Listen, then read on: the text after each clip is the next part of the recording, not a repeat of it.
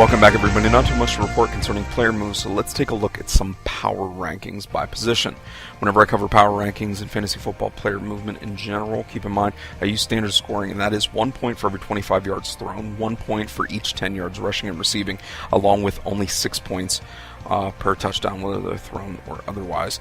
RG3 is finally starting to come up in draft boards from his previous number 15 position into the tier 4, some even placing him into their tier 2 position.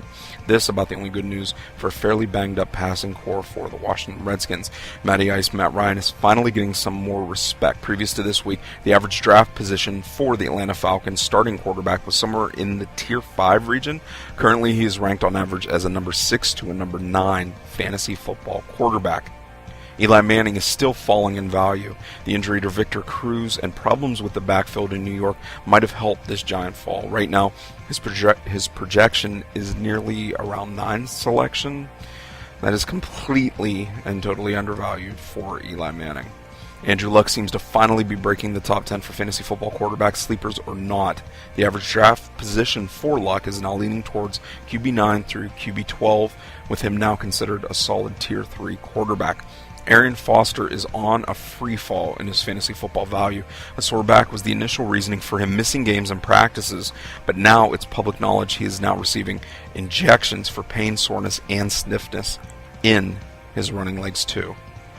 Jamal Charles hasn't seen a lot of movement in his fantasy value after his injury last week. I'm not going to cover him too much. Trent Richardson is surging his placement this week.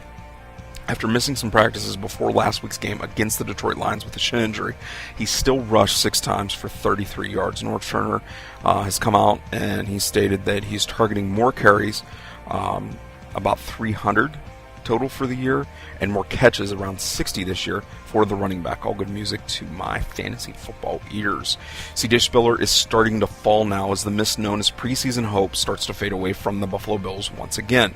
A question at quarterback, along with lackluster depth at receiver, have turned the backfield into a thunderdome of potential problems. Brandon Marshall has found a groove with Jay Cutler, and fantasy football owners are taking notice as Brandon Marshall moves into a virtual tie with Demaryius Thomas for the number 2-3 position at wide receiver ranking. Larry Fitzgerald has fell hard in fantasy rankings. After starting the preseason in the top 10, he is barely squeaking into the top 15 with an average draft position at rounds 7 through 10. Des Bryant and A.J. Green both continue to slide slowly, each moving further and further until now they are both tier 2 receivers. That's it for me. As we look briefly at some ranking changes in fantasy football, check out Dotson and DeLav tonight live at the Crane Room Bar and Grill in Newcastle, Pennsylvania, starting at 6 o'clock. All of it live on 360 Sports Network.